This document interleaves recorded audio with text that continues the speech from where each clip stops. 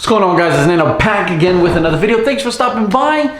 And today we're going to be talking about the Galaxy S21 Ultra since day one launch. Now, I've been using this phone literally since the day it came out, and I've been waiting and waiting to do this review.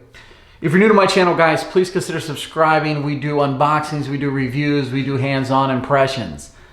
This video is going to focus on very basic things that everyday consumers should worry about when deciding whether or not to buy this device.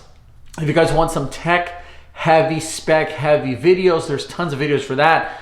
I want to talk about real-world usage. I want to talk about what it's like to hold in the hand. How are the accessories with this phone? How's the camera with this phone? How's the battery life with this phone? That's what we talk about on this channel. Feel free to subscribe. It helps the channel out immensely. So let's kind of get right to it, guys. We're going to talk about battery life. We're going to talk about overall usage. We're going to talk about things I don't like, things that I do like, who's it for, should you buy it. First things first, this is the Galaxy S21 Ultra. This is the latest and greatest from Samsung. As you guys can see here, I have the official Samsung case. Not my favorite case. It is a little glossy, but you know, still feels good in the hand and still holds well in the hand. Now, this is an expensive phone. You know, you're going to pay to play, if you will. The same thing with iPhones. If you want the latest and greatest, if you want the best that Samsung has to offer, well, this is for you. Now, this year, Samsung has done a couple things that it's taken them a while to get there. We have a Snapdragon processor. You don't have to worry about that Exynos versus Snapdragon discussion. You have a beefy battery. You have all of the cameras and modules that you need. I mean, check a look at the back there. You've got 3, 4, 5 different lenses. You have everything you need to take fantastic photos. If you don't take fantastic photos, you need to work on your photos. But this thing is going to take those photos for you. You've got your wide range. You've got your long zoom, space zoom, your intermediate. You've got literally everything that you need from Samsung right here in this device. Now, you also have the ability to have 120 Hertz. That's not new. Samsung has had that now from their Notes and their previous S20 lineups. But now you have the ability to have 120 Hertz at your Quad HD, your highest resolution quality. Now, of course, you don't dictate when the 120 goes. Samsung dictates when the 120 goes. That's in order to save battery life, because if you're running 120 all day, every day, you're going to really pump out the highest and the most battery life possible. I wish Samsung would give us the opportunity and the ability to choose when we use 120 Hertz, but it is what it is. Samsung has made that decision for us. All right, let me know in the comment section below if that's something that you wish you could choose. I think the majority of people would prefer to make that decision themselves. So, battery life. Well, I've used this phone, like I said, since day one. If you're watching this video the day it came out, today is February 28th. Battery life has been a non-issue. I absolutely love the battery life on this phone. It literally is an all-day phone. It's a heavy usage warrior. My favorite thing about the battery life, though, continues to be the fact that you can super fast charge this thing. If this gets down to 2% and you have to go to work, you forgot to charge it, just literally plug it in for 10 to 15 minutes while you take a shower, feed the kids, feed the dog, walk the dog, use the bathroom, do whatever you need to do, and you're going to go from 2% probably up to 20 to 40%, give or take in between then.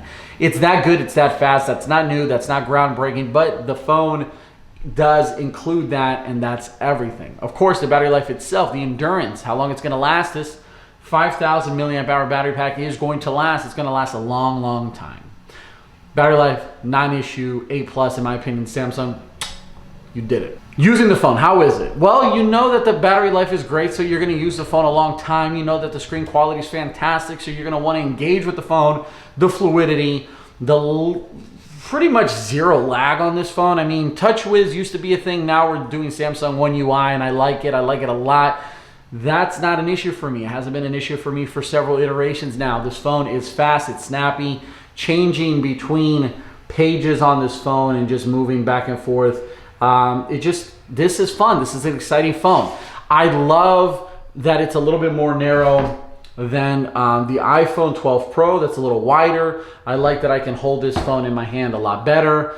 What I don't like, though, let's talk about some things that I don't like. What I don't like is that Samsung has removed the micro SD card slot. Now, to me, that wasn't an issue. I can't remember the last time that I actually expanded my storage, but I know to a lot of you, that is an issue, and that is something that is going to bother you. It is what it is. It's gone. It doesn't bother me. However, I know it's going to bother a lot of you, and if you're going to remove a feature, I've got to include that in the negative things about this phone. Let's talk about positive things about this phone. Well, a lot of you know that Samsung has always kept the stylus, the S Pen for the Note lineup. Well, now you've got that ported over to the S21. Now, it's not going to have its own dedicated port. You're not going to have a spot that you can plug in and plug out your S Pen. You will need to buy some sort of case to hold it. Samsung got you covered with that. It's around US dollars, $80 roughly.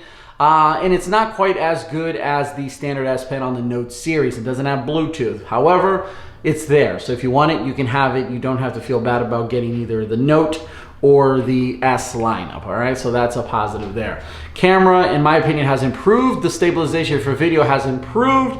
Again, tons of videos out there for you guys to watch those kinds of comparisons, but no issue whatsoever. Matter of fact, when I shoot video between the iPhone 12 Pro Max and the S21 Ultra, I tend to lean towards the S21 Ultra. Of course, you have 8K as well. Not the greatest quality of 8K, but it's there if you need it. And that's pretty much it. Battery life's fantastic. Screen is fantastic. 120 Hertz is fantastic. The cameras are fantastic. I mean, you can sit here and you can literally just zoom in for days. It's that good. And of course you can't see what I'm doing, but it's that good. And I love it. I like it. I enjoy it.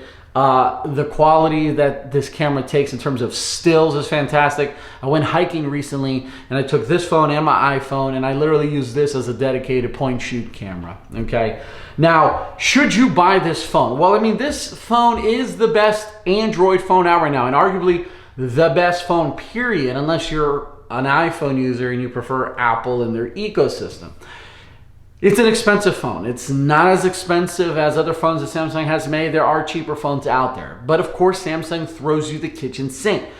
Do you want the latest and greatest? Do you want everything that Samsung has to offer? If you do, obviously this is the phone to get.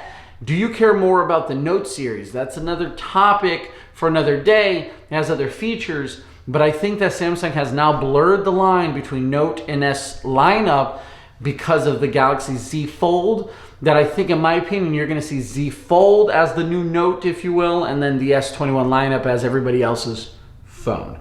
To me, this is the best phone to get out right now.